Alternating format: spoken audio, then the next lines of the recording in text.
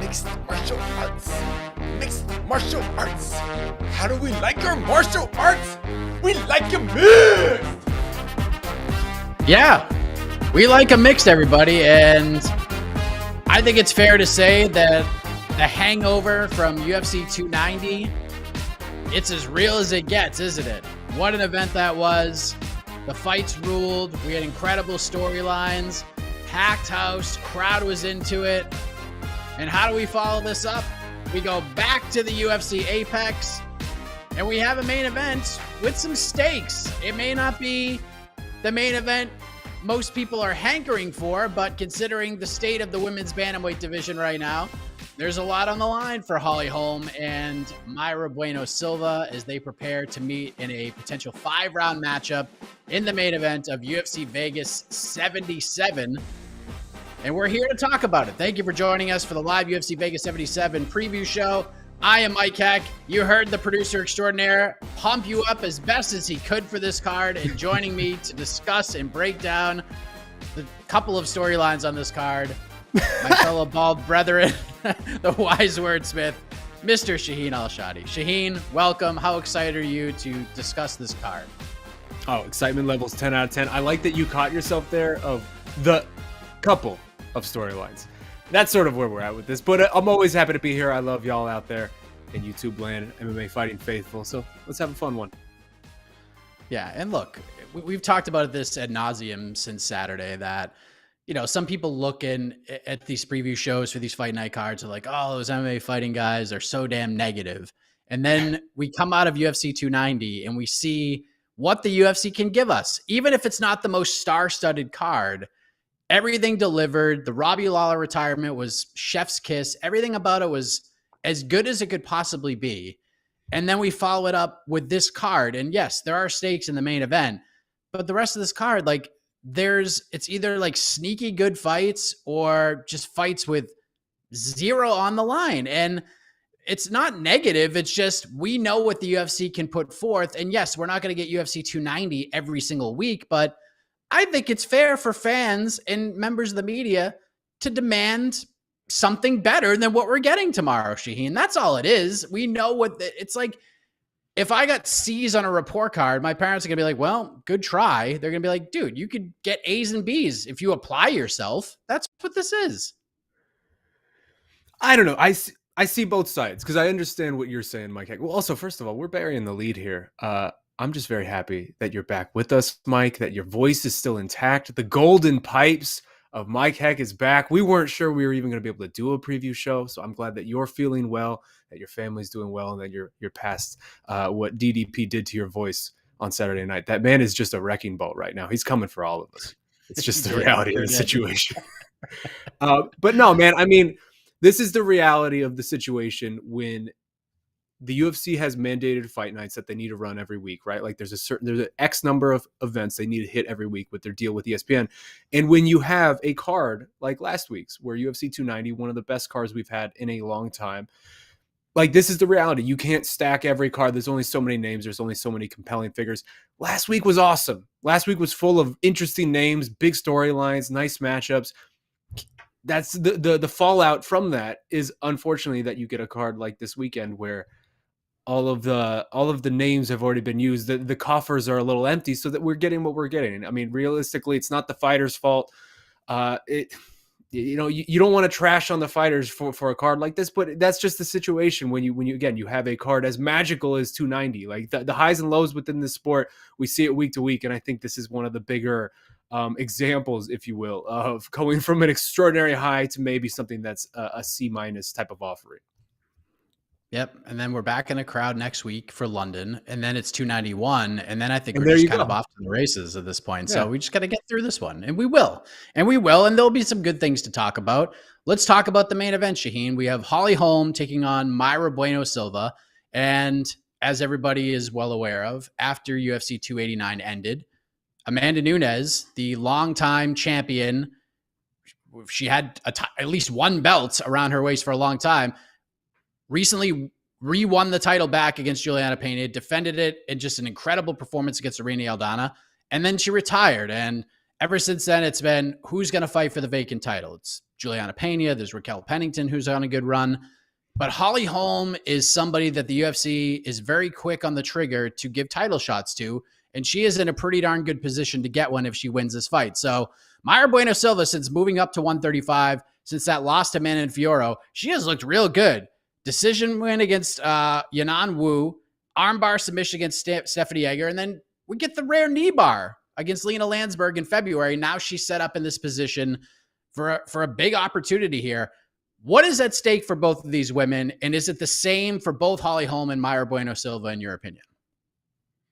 I think to me, like, this card, there's actually a lot at stake, and it's almost perfectly illustrative of just, I think, two things within our current MMA ecosystem, right? Because there's a very real world where there's two number one contender fights on this card, right? Like that doesn't feel crazy to say that that's sort of what's at stake up and down it.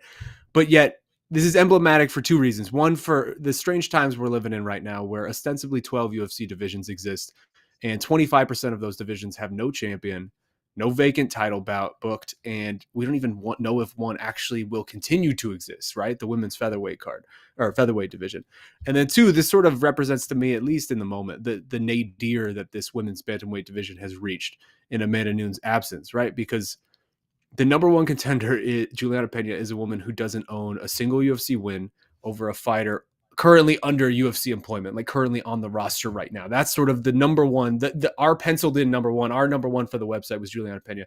No wins over anybody just currently on the UFC roster. Next closest contender is probably Raquel Pennington, who's, she's been around a long time. She's won a lot of fights. She has 3 finishes and 16 UFC opportunities, and she got obliterated in her only title bout opportunity. So that's sort of what we're dealing with. And then the next closest is who we have on Saturday is 41-year-old Holly Holm, who has been doing the damn thing for a long time. But of course, the dogs. Rema, come on. Right now? Really? It's always just perfect timing. She's been doing the damn thing a long time, but 41 years old. She hasn't been in a fun fight in probably like 4 years, right? And yet she legitimately has her chance here to win back the title in this late in her career, simply because there's just really no one else. Like, this is the division right now. Where are the Erin Blanchfields? Where are the Ilia Toporias? Where are even the Tatiana Suarez's? Like, where are the up-and-comers who are going to come and be this next generation? 3 of the women at 135 right now who are ranked in the UFC rankings aren't even bantamweights, Mike. There are 3 featherweights ranked in the UFC bantamweight rankings, because that's just what we're dealing with right now. And so you come to this matchup. Mayra Bueno Silva is maybe the best version this division have of those examples I was given, the Erin Blanchfields, the Ilia Toporias, because she's been in the UFC for 5 years now, 8 fights, but it's only this run now, this last 3 fights, where she went back up to bantamweight, where she has sort of emerged as maybe the best version of herself. So the stakes here are huge. I mean, I think the winner of this fight obviously will fight for, if not the vacant title fight, I mean, who knows if that's going to be Pennington. At least they'll be the next person up. But I mean, the winner of this fight will be in a very good spot to potentially get a shot at the belt. And that's meaningful in a landscape where a lot of these Apex cards don't feel like they have stakes nearly to that degree. Let me ask you this. After Nunes retired and we knew this fight was happening, should the UFC have just put the belt on the line in this fight? Because it's not like this division has a ton of buzz right now. Like, I know Pena and Pennington are there, and would they have been upset about it? Sure. But then you just book them, and then it's like a little mini tournament here, right? Should they have just put the belt on the line in this? Like, that would have been a nice little addition to this, right? This would have had a little more buzz if we just put the vacant belt on the line. It's right there. The timing's perfect for it. Absolutely. Right? Like, what? I mean, I understand maybe you just want to wait for Juliana Pena, because she does feel like the flag bearer right now. This is sort of what we've been left with in this post-Nunes world. So maybe that's just the case. You just got to wait for Juliana, and anything involving the belt has to involve her, because she was the woman who beat the woman. But I mean, this would certainly feel a lot more important if a title was on the line, right? It certainly would make some sense, at least some sort of sense, in this division that feels relatively rudderless right now, because it has been now several cards since the Amanda Nunes retired, and yet we still have no real clarity. We have no real direction, and that's maybe impacting this fight as well. Like, obviously it's not you throw this matchup together on any card, I don't know that a lot of fans are going to be looking at it like, I can't wait for that one. But this does feel diminished to a degree because, again, we just don't maybe understand what this all means because we don't understand where this division is right now. So, I mean, I wouldn't have been opposed if they'd thrown a title on this. It would have made a lot of sense in my mind. Again, I understand waiting for Juliana Pena, but the show has to go on at a certain point, right? So do you feel like I don't know. I would say if Holly Holm wins, is Raquel Pennington the odd woman out here? Is she just out of the title? Not the picture, but is she out of a potential vacant title fight? They'll just go right to Pena versus Holm? I think so. I mean, I think there's a very real case for that, especially if this is a fight that is fun, right? If this is a fun, entertaining fight with potentially a finish, 100%, I think Holly Holm gets shoehorned right into that. Even if it's just a Holly Holm fight, and of the likes of which we've seen a lot of over the last few years, which maybe are not fights you would go back and rewatch and not fights you would tell your grandkids about. I think it's a very good chance she gets shoehorned in there because she is sort of the biggest name left among this class, right? Like the old guard is more or less gone at 135. Holly Holm's kind of the last one left, and you can throw, Pennington Pena in there, but they were never sort of among the Misha Tates and the Rondas and sort of that initial class that came up. So, I mean, I think there's a very good chance Holly Holm gets it. And also, I think there's a chance Mayra Bueno Silva, if she goes out there and does do Holly Holm something spectacular, something memorable, something that I think right? Like her big problem right now is she has been in the UFC for half a decade. She's fought a lot of fights. But if you went up to the random MMA fan just within the stands and asked them, what's your favorite Mayra Bueno Silva moment? What percentage chance do you think they could even give you anything? Right? Like she has fought, we were talking about this off air before the show started. She's fought pretty much her entire career for the most part on these Apex cards, on sort of just these random things that we just get every Saturday. It's so difficult to emerge as a face from the crowd when you're sort of getting that in that Rolodex, like that routine of just in one week, out 1 week, in 1 week, out 1 week with no storytelling and no promotional backing behind you. So, I mean, if she goes out there and makes a name for herself against Holly Holm, I think she could be in that opportunity as well. It's really, the door's open for anybody at 135 right now in the women's class to just sort of announce themselves as the next person up. And I think that's up there for both women. It is, I guess, nice to see Holly Holm more active because a lot of times it's like maybe we get one fight a year, maybe two, and we're getting two like real quick. She just fought in March, and then 4 months later she's back in there. So she can go out there and have a good performance and just remain intact and not get injured and turn right back around. Yeah, she could be like a good little addition here, but that's been her biggest issue is just getting her in there because it's, 2020 she had 2 fights and then she didn't fight at all in 2021. Gets the Ketlin Vieira fight, loses that. That was the only fight we saw in 2022. Now she's off to a good start here. I feel like she could be a player, but it's just a matter of her staying healthy and just staying active. Like if we get 3 fights out of Holly Holm in 2023 at 41 years of age, they got something here. But that's just the biggest problem is getting her active. She looked good against Yana Santos. That was a good, solid outing from her. But again, that's one of the big issues that's hampered her over the years is, how can we give her a title shot when she only fights once a year? It's been tough, kind of a tough stretch for her. Not only that, I mean, it's the activity, but also it's the age coalescing with that now too, right? Because like when you get older, it's a lot harder to be able to do these quick turnarounds in these training camps over and over again and just beat that body up over and over again in the way that you would need to stay as active as I think the UFC would like her to be. So that's it. I mean, 31 years old or 41 years old, like at this point, it's a marvel that Holly Holm is still doing this at the level that she's at, especially considering what she had done before she even came to MMA, right? Like this is not someone who just sort of came to MMA late and maybe has the fight years haven't caught up to him. Like she had a Hall of Fame boxing career before she even came to MMA. And then she's had basically a Hall of Fame MMA career on top of that. So for her to still be doing this at 41, that to me, that's obviously the danger, right? Like we have seen this time and time again. It can fall off a cliff at any moment's notice. This is just the cruelty of the fight game. You could look pretty okay one time out, and then the next time, all of a sudden, it's gone forever, and you're never getting it back. So at some point, that's going to happen for Holly Holm. Hasn't happened yet. Maybe this is the fight. Maybe the next one's the fight. Maybe the one after that's the fight. But at some point coming here soon, we're going to get that fall off a cliff moment. The fact that she has a title window sort of in her grasp before that happens is pretty remarkable. And I think something to be applauded. Yeah, and she is favored to go over tomorrow. Minus 175, come back on Mayra Bueno Silva, plus 150. Does the former champ get it done and find her way into a title fight, or does Mayra Bueno Silva play spoiler tomorrow, Shaheen? I don't know. I side with Holly just strictly for the fact that she's been here and she's done this against the best in the world, right? I think that moment is coming sooner rather than later. The falling off a cliff moment we keep talking about. I think we're going to see it with it. If not this fight, probably the next fight, because again, that's just a lot of wear and tear on a body that's been doing this for a long time.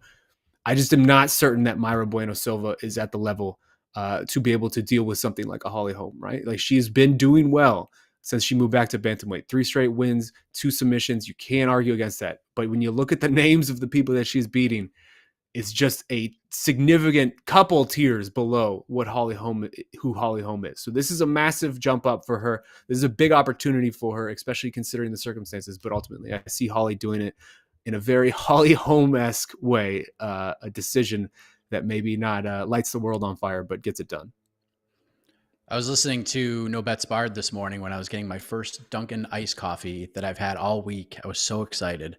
And Jed made a really good point that the last fight Mayra Bueno Silva had at 125 was against Manon Fiorot. And a lot of the skills that Manon has sort of aligns with what Holly brings to the table.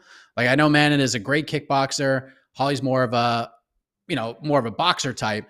But what Holly's been doing lately with the grappling, the takedowns, clinching up against the fence, using her physicality to her advantage more so than keeping things out of space, I could see this fight being very similar to the Manon Fiorot fight. So I agree with Jed on a lot of what he said in the breakdown of No Bets Barred. If you haven't listened, go check that out. So I am picking Holly Holm to win. I think there's going to be a lot of work against the fence. I think Holly's going to be able to get takedowns, use that top control. I don't know if she gets her out of there, but I think this will be the way you put it, a very Holly Holm-esque decision win. And then who knows? Let's see what she says after the fact.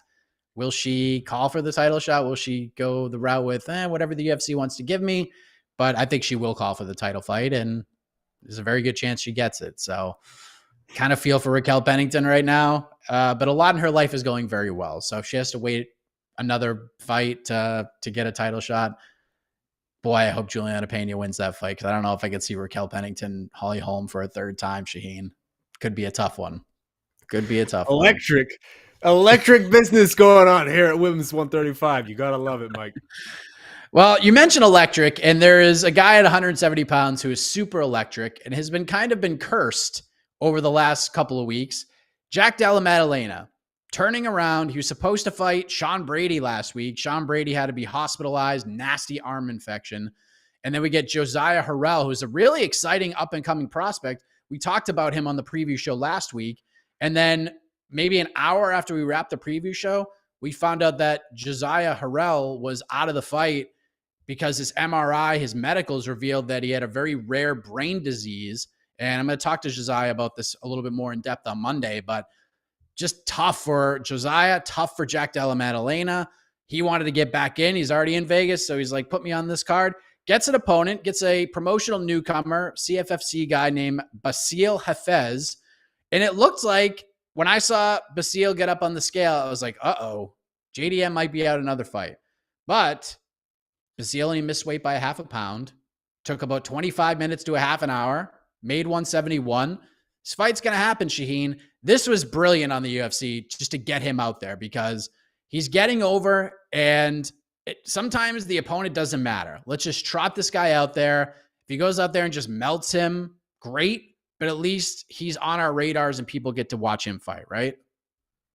Brilliant by the UFC, and also brilliant by JDM, right? Like Jackie Three Names kind of played this the best possible way he could. He had 2 different fights fall out from him at the last possible second, and said, instead of going back home just dejected and sort of, again, out of a bunch of money, and it wasn't going to work out for him, he was like, nah, man, I'm going to stay here. I already made this trip, this extremely long trip from Australia over to here. I'm going to stay here. I'm going to hope for something to come together for whatever of these next events come up. It worked out for him, man. Like, we're going to get a chance to see Jack Della Maddalena, and any chance in my mind to get to see JDM is worth taking, because this dude is electric. He's the future of this division. I can't wait to see sort of the rise that he gets on once he starts getting these bigger names. The Sean Brady fight would have been so good. I really wish we could have gotten that, or any of the replacement options that sort of got thrown out. But it is what it is. Ultimately, I'm not going to be mad if you give me a chance to see some JDM violence on Saturday. So if that's what this is, that's what this is. Obviously, we all kind of understand the setup. This is Basil or Basil. You say Basil Hayfitz? It's there's two S's. So Basile, maybe? I don't know. Basile sounds better. I hope it's Basile, because that's a cool name. Like, I've never heard that before. But ultimately, this is his chance to get in the UFC, right? Like, we've seen this time and time again. Guy takes short notice fight against someone who he's probably going to lose to, and then that's his ticket. He's in the UFC at that point. We kind of understand the setup for this. It's probably going to be some sort of spectacular highlight, but maybe we'll get a little surprised. Probably not. But either way, I'm here always and every single time for some JDM violence. Yes, I'm literally watching a video right now. Manager extraordinaire Alex Davis, Norma Dumont, Chelsea. Ooh, look at this. Norma Dumont. Oh, did it come out? Getting after it. Yes. All right. Ooh, getting separated. Ooh, look at this. Chelsea Chandler with the 209 stare. Wow. All right. A little heat on. Let's just throw the featherweight title on this fight. Let's raise the stakes, Shaheen. Let's just crown 2 champions tomorrow night. Why not, man? Getting after it. Does this featherweight division exist or not? Because we've been told it probably doesn't. And then we have a fight literally tomorrow in this division. Are we just like letting these people fight out their contracts and then it's gone forever? They deleted the featherweight rankings from their website, but they were never really there anyway. All they did was delete Amanda Nunes, and that's it. So I don't even know, man. Like, why not throw a title on this? Who cares, right? Like, let's have some fun. Also, I'm watching this video now. Like, yeah, this is great. This is great stuff. Come on. Why can't we have some more fun? Well done, Alex. Thank you for getting that out into because there were reports that Matt Frivola had tweeted out that there was some craziness going on backstage, and someone who reported that it was them too, but we never really got to see it. But you see Norma, she's like, all right, she's talking, and then she says something else, and then you see Norma's eyes just get real bug-eyed, and she goes right after her. Good stuff. I mean, things are getting personal at the UFC Apex. See, also, we find double birds being thrown here. Like, this is tremendous. Look at that. This is what the women's 145-pound division needs, Michael Heck. And look, if Holly Holm, just wants to fight for a belt, we could throw her in the featherweight title fight against the winner of that fight. I mean, there's so many options we can go. We could go so many different ways, Shaheen, with these titles. And yet we're going no ways. So, like, no ways. We're getting no ways. We have Otman Azaitar fighting Francisco Prado. That is going to be a fun one. So make sure you check that one out. Albert Duraev, Jun Young Park. This could be Shaheen for the middleweight title. Albert Duraev is one of the top 3 contenders. You can't just gloss over something that important. Is that official? Are you putting that on the line, or is that like a number 1 contender fight? Maybe like you're the king of this domain. I need you to make the call. I think like AK is probably the king, and I'm just the guy who just makes things up as we go along, and that's kind of what this has become because Brendan Allen. You're the Sean Shelby, yeah. Yeah, Brendan Allen has just done so good. He's just fought himself like out of that title, but he's been so good since winning it. So I almost feel bad taking it away from him. But man, Duraev, he turned Chidi and Njokuani into a middleweight. So that you got to be something special if you're doing that. We got Dumont Chandler with a little bit of heat on it. Terrence McKinney is back against Nazim Sadikov. That's going to be fun. What other sort? Tyson Nam's back against newcomer Azat Maxim, who is 16-0. So if you're a flyweight under fan, I think you're going to get a little something here. We got a couple of returning fighters. Alexander Munoz is back for the first time in a long time, and Ashley Evans Smith is back for the first time in a long time. She opens up the prelims curtain jerker against Eileen Perez. Let's bring in Casey. Maybe we got a couple of questions from the peeps. We'll take a couple because we're not going to spend an hour on this card. We just can't do it. We can't. All right. Hi, guys. I look like a giant right now. Oh, yeah. What's going on? Look at me. I mean, right now you're an Adonis out there, Mike. We see you. The shoulders just go off the screen. They just keep going. I know. I'm going to try to go to the gym this evening for the first time in like a week. I'm losing my mind, people. Losing my mind. all the muscle I lost since fatherhood, but not being able to get to the gym, you have just absorbed like a symbiote. Like it's just tremendous. That's how it works. It happens. All right.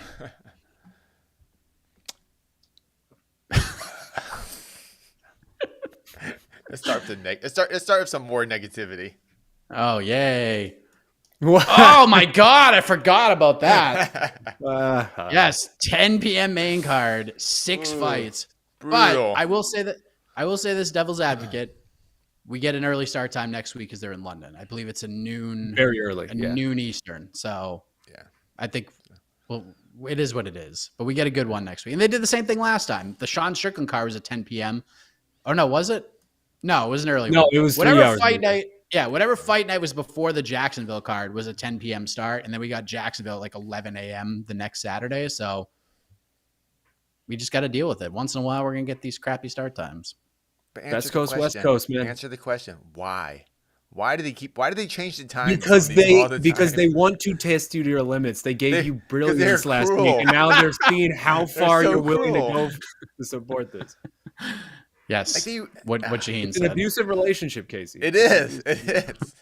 I don't like it. I'll show them for having a good time last week. What else we got? This is a very interesting question from Mr. Boza. I like this question a lot. Oh shit! Sorry. Oh my gosh. I don't know why. Wait, hold on. It is a giant question. Has the women's bantamweight division suffered from the domination of Amanda Nunes? Dominant champions have hurt the UFC, in my opinion. We had Mighty Mouse and now Amanda. I will say this, Shaheen. I'll let you answer this in a moment. But if this women's bantamweight division even comes near what the flyweight division has become since Demetrius Johnson has left, then we are in for something great. I miss Demetrius Johnson a lot, and he had a dominant run. And then we got Cejudo, and then we get what we've been getting, and we got fights like Brandon Moreno, Alexander Pantoja, like we saw last Saturday. So do you feel like this division has just suffered because Nunes just kind of worked everybody? Even when Pena beat her, she got the immediate rematch. Or is there's just not enough fighters in this weight class right now? No, it's the latter, right? Because like you could say that, could you really say that flyweight suffered because Valentina Shevchenko was dominant for so long? Because Yes. flyweight right now is tremendous, dude. Like flyweight's super fun. I wouldn't say that division suffered whatsoever. Women's flyweight was considered a trash division for a long time. It was just like, well, it's Valentina. But it was considered a trash division. The and dominant it's an champion exception, losing though, right? is always great for the division. Dominance is boring. Dominance is boring. I would go both ways. I think it depends on the type of dominance. Anderson Silva dominating in the way that he dominated was not boring for anybody. Like It that was was extremely a great boring. time all around. I think that's revisionist. No way. Are you Travis kidding? Lutter, the Maya era. Like, remember, like people hated the middleweight division. People hated Anderson Silva. Afterwards, It comes he in kind of waves, though. It comes in waves, though. It does right? come like, in waves. I agree. Like, because there were parts of the Silva Son and stuff. Like, there were parts of that were extraordinarily fun. Just like the Izzy dominance. Because fights like, got the competitive. players. That's why. Because the fights became competitive, even though Yeah. he was still winning. I don't know. I think I we're kind think- of both saying the same thing, but you know. Well, I would say in regards to the flyweight stuff, like that division was rough in its inception because the talent hadn't matured to the point of like really being, so they mattered, right? Like we didn't have the Aaron Blanchfields and sort of the Menaforo's and just all the people coming up now. Now that division's super fun. I think bantamweight just sort of suffers the same problem that featherweight does, where like there's just not a lot of like talent right there out there in the world right now who's doing the sport, who's sort of that size, at least, like, right? Like, tell me I'm wrong. I would love to be wrong. It just like when we do our top 15 for MMA fighting on the rankings panel, like we often struggle to find 15 fighters, period, who fight in this division just right now. Like that's sort of the reality. Also because there aren't any other promotions in the industry that have this division other than the UFC. So like if where is the talent coming from? Like Bellator is not a pipeline for this. BFL, like all these places don't have this division. It's just the UFC. Yeah.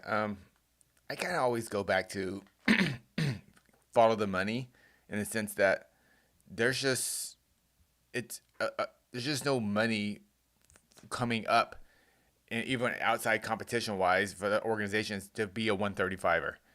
Like basically all these kind of, I would say these college female athletes, there's no reason for them to kind of try out MMA because they're not going to make a living. And that's a big issue. I mean, I know it's a little couple steps away kind of from what we have right now, but there's just not like these bantamweights. Just I think maybe Holly Holm, maybe Holly Holm and Misha, maybe, and that's her past winnings are like the only real full-time fighters that make a living at bantamweight, and that's reality, you know, and it's even worse for featherweight.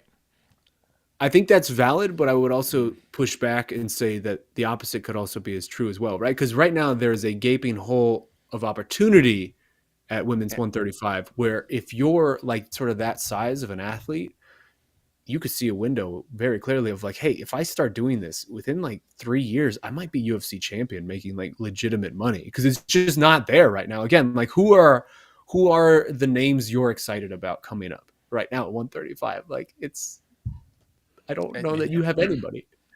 They've signed a couple, like from the regional scene, and I'll like also Melissa say, Dixon and whatever and whoever else you want to throw out there. But I will say one of the things that has hurt this division too is the flyweight division. Once flyweight became a thing, half of that 100%. Division went down. So they went down to 125. Lauren Murphy, Jessica I, and there are a few others who are probably no longer on the roster. They were like, "Ooh, there's a flyweight division. I'm too small for bantamweight. I'm just going to go down to 125." And it's worked for some, others not so much. But there's just so many more fighters in this division, right? There's probably 15 bantamweights if we're lucky. I think Julia Avila is still ranked. She hasn't fought in forever because she had a kid, and I don't even know if she's going to be able to fight this year or not at this point. Look like it doesn't look like it. No. It's truly bizarre at this point, the place we've reached, right? Because, I think, Casey, when you and I were coming up, the two marquee divisions in the sport for the men's side and the women's side, it was 205 on the men's side and 135 for the women's side. And now, like, you look at the state of both of these divisions, it's just, we've reached a very strange place for both of them. So it's just, cycles. I think that's it. I think that's the key ultimately, cycles, right? Like this is just, it comes in waves. Yeah. I hope this is a bad cycle for the women's bantamweight division. But back to the dominance question of the division. I mean, and also women's 35 had Ronda super dominant to Amanda super dominant. So it's not like even when Anderson lost, there was that kind of Luke Rocco Weidman era. So there was kind of some wildness in the middle, until Izzy kind of took over. But I mean, women's 35 had the Holly and then Misha. Two transitional champions. You're right. And that was really fun, right? Like the Holly Misha fight was incredibly like memorable, and like that's a really so I'm saying like fun highlight. Once the dominance made it boring when the kind of was bouncing around. But then you have the problem with the 205 division where it kind of bounces around too much.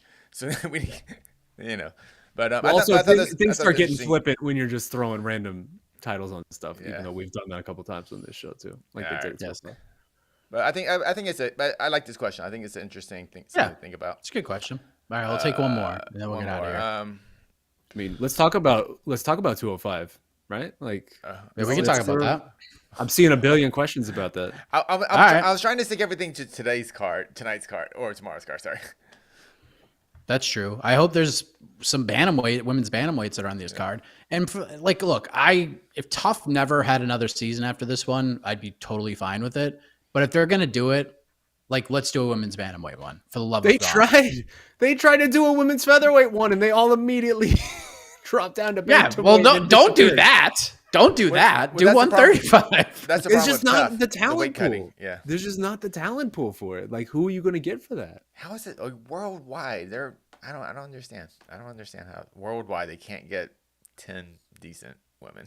Well, then we can go to like Shaheen's idea, or like you were talking about. We'll just find like 8 tremendous athletes who want to go pro that could make it in other sports. Let's teach them MMA on the Ultimate Fighter, and then we sign them to developmental deals, and then just work them out through there. Give them some regional fights. Some will make it, some won't. Mm-hmm. Let's have some fun here. Let's try to build this division anyways. Maybe there's some diamonds in the rough. Maybe there's some Jasmine Jasdaviciuses out there who are just absolute naturals the first time they put a pair of gloves on, and they make it to the UFC like 3 years later and are ranked fighters in a really loaded up division. So I don't know. But there could be some releases coming too. I will say, just speaking to what we were just talking about, it does feel as if we are about to enter in this division a era of parity similar to what we're seeing at 205 or what we saw at 185 after Anderson, right? Like is Juliana Pena a dominant longtime champion? I don't know that I consider that, right? Like it feels like that belt's about to be traded around 3 or 4 different times before we find somebody to finally sort of grab hold of it. Well, let's talk real quick about what happened last night. Jamal Hill announces ruptured Achilles tendon. He is out. Our own Damon Martin confirmed from a source that it happened during the basketball game that happened during International Fight Week, which is just brutal.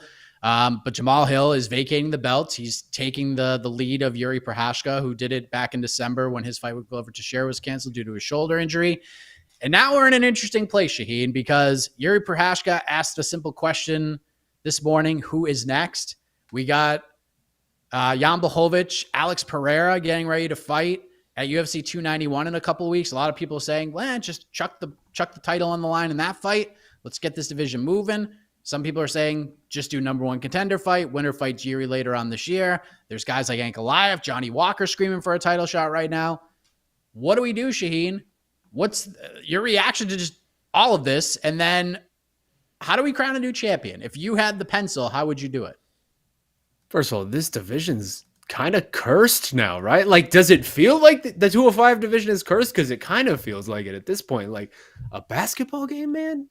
Like that's rough. That is rough. You got to feel for Jamal Hill, who did nothing but take advantage of his opportunity when the opportunity came, show the hell out in that opportunity in like a way that really defied, I think, a lot of people's expectations, myself included. And then he's poised for the biggest payday of his entire career. And now he's probably going to be out for like 2 years, a year and a half. Like Achilles stuff is no joke, man. Like Achilles stuff robs like the highest of high level athletes of their athleticism. Like you look at, basketball players and people like that who have all the infinite resources in the world that Jamal Hill's not going to have. And they still struggle to come back from stuff like this. Like you feel for the guy, man, because it's one of those things. It's like the Isaiah Thomas thing where he never got his payday. Like I hope that Jamal Hill will be able to get his payday. It seems like he's going to get a title fight regardless. So hopefully he'll be able to get something out of that, but that's just tough, man. But I mean, if it's me, I'm throwing that title on that fight in 2 weeks. Why not? That card's already really cool. I'm already really looking forward to that card. That fight's really nice. Like that's a good fight for the light heavyweight division. And it kind of makes sense. Like Yuri was going to fight sort of, they were targeting sort of last quarter of 2023 for the Yuri comeback. So like if that's the timeline still, if that guy's not going to be able to fight pretty soon, then throw that title on it and let's just do it, man. Because Yuri's going to come back to a title fight regardless. I don't know that it's as any sort of disrespectful to have him come back to a title fight when there's already a champion regardless, rather than making it vacant. Like that's not more disrespectful than the other. I think that fight would be really intriguing as a title fight in 2 weeks. You suddenly open the Izzy door for, if Alex wins, Izzy coming back up for a third fight. That's now in the play, right? He said he would do that if it was for the light heavyweight title. Also, I just have to say that I like in sort of commending Jamal Hill the way that he handled this, like the precedent that Yuri set with this of, hey, I'm badly injured, I'm not going to be able to fight for a while. The rest of you guys can deal with this. I'll come back and get the title when I can. It's so cool to just see Jamal sort of follow in those footsteps and follow that precedent. Because I think a lot of champions in the past would have tried to hold on to that because it's very meaningful, right? Like, sure, you're a champion, you have the belt, but it also just like is meaningful to your bank account that you get certain considerations when you're champion that you don't when you're not champion when it comes to the contracts for these fights. So for Jamal to just willingly do the same thing that Yuri did to pave the way that like Yuri paved the way for his path, and now Jamal's doing it for the next guy. Very, very cool move by Jamal. Again, handling an incredibly shitty, tough situation as good as possibly you could ask for him. So you're okay with Pereira getting a title shot in like 2 weeks, coming off Absolutely. a violent knockout in a different division? Dude, he is a former champion who knocked out like a dominant champion. We have seen way worse people get title opportunities coming off of way worse losses than what the last Pereira one I can think of is Alexander Gustafsson. Gustafsson getting destroyed in his hometown by Rumble in mere minutes and then fighting for the title in the next one. Like we have seen all sorts, and Nick, like there are you could look throughout UFC history, and there's plenty of people who have fought for titles off losses. This doesn't feel any worse to me than any other. Was like Pereira was a legit champ. Like he has that at least. Gustafsson wasn't a champ. I don't like it. Why don't you like it? I'm curious. I'm because he's coming off a knockout loss. I think you at best, at worst, you need a win. Even Jan win was weird. I think his last one was the Rakic injury type of fight, but still win. But I just say the winner of that fight, Jan versus Pereira, fights. The Yuri thing is confusing because we don't know when he's ready. I guess he's apparently ready now. Like he's ready to book a fight. Like he's ready to go. I do Yuri. That's what he's been saying. But again, it was being targeted for as soon for as the possible. end of the year, so it's just tough, right? But see, here's the thing too: is like I just want people to get paid, and so like these titles have long ago lost their prestige. Okay, if we're talking money, that's a little different. So like, if you throw a title on this, both these dudes will get more money, and that's kind of, I guess, another reason that I would want to do it. Is just like, hey, you give more, you add another zero to these paychecks. Yeah, I'm trying to take out the money equation, more just a symbolic symbol of a championship. Yeah, but yeah, obviously the money. Yeah, of course. Yeah, I want these guys to get paid. But I mean, if we're going merit, then Ankalaev should probably be getting Yuri, and they just do that. But I don't think Dana White has any. Not a big Ankalaev any favors, which is crazy because that fight is not as bad as he says it is. Like it's not a great fight, but it's not as bad as he thinks. That fight was totally fine. And Ankalaev, like again, looked out of it pretty early and mounted a pretty crazy comeback in that fight. And he's gotten completely forgotten by history for that. Dana hates every fighter. Every fighter has a bad fight. That was just that. That's just dumb. Well, this is Mike, what I think they're doing. Well, I think what they're going to do is they're going to do Jan Alex as like the title eliminator. Winner will fight Yuri later on this year. And then they'll do Ankalaev versus Johnny Walker. And the winner of that gets the winner of the title fight. Ankalaev's going to need to get a win. And Johnny Walker's on a nice streak. They ain't giving Johnny the title shot. They're just not going to. Because that wasn't a spirited outing against Anthony Smith either, who he could have just finished and didn't. He's on a nice run. Throw him in there with Ankalaev. Then if the UFC is, and Dana has issues with both those guys, one of those guys gets eliminated.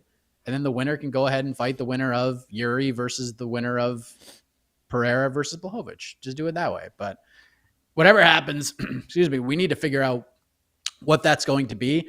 I'm still waiting for the Dana White scream into a microphone studio session where he announces some big news because we got Tyson Fury and Francis Ngannou.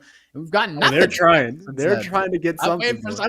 I'm waiting for something to happen. So, is there any? I'm sure there'll be some sort of announcement that Izzy could fight for the 205 belt in Sydney. I just don't see it happening. Oh, dude, DDP's like right there, and like this is a big if he's one. gonna fight on that card and it's not DDP, like maybe they'll chuck him in there with Strickland. Like there's the banana peel thing. I get that. You never want him to slip and fall and then have that fight be out of question for a little while. But Izzy's probably gonna fight on that card. And if I'm DDP, I'm like, no, I'm not fighting on that card. You get the leverage finally. DDP actually has the leverage. No one's got leverage. No one has leverage. He has as much as a contender could have. Like he is objectively the guy, and everyone knows it. I don't think he has any leverage, though. I think the UFC does not care. I think. They care about. I think Cool will make more money. I think they care about this one. All right. They know that the vitriol and the negativity and the build. They know how to sell that. They know how to sell negativity. That's the only type of thing the UFC knows how to sell is a grudge match, and this is perfect for them. I will say though, I think Mike, the scenario you laid out when it comes to 205 is actually probably the way they go. I don't think they throw a title on this one in 2 weeks, and I think this is sort of a number one contender bout, and then the winner gets Yuri whenever we can book that. I would like these guys to make some more money, and I would like one of them having the title is infinitely the same to me as Jamal Hill having the title, coming from the opportunity that he had. Like all of this is sort of meaningless and flippant in the way the UFC's been operating with 205. This doesn't any more crazy or weird than anything else we've seen. Now that you are talking money, I think it's very unlikely now that they will put a belt on per next 2 weeks, because that means the UFC has to pay more money. And that's what the UFC does not like doing. So, And the problem is this card and that fight doesn't need it. It doesn't need it because the whole draw, like, look, Pereira and Jan Blachowicz is a great cherry on top of the delicious sundae, but the ice cream and the hot fudge and the whipped cream and the chocolate sprinkles, the jimmies for my New Englanders out there, it's Poirier and Gaethje too. Like, that's what it is. So, and we have the a cherry fake is belt just- on is top that of one. a real belt. Yeah, and then we have a bunch of weird fights. We have freaking Paulo Costa and Ikram Aliskerov, amongst other things. It's insane. I think so.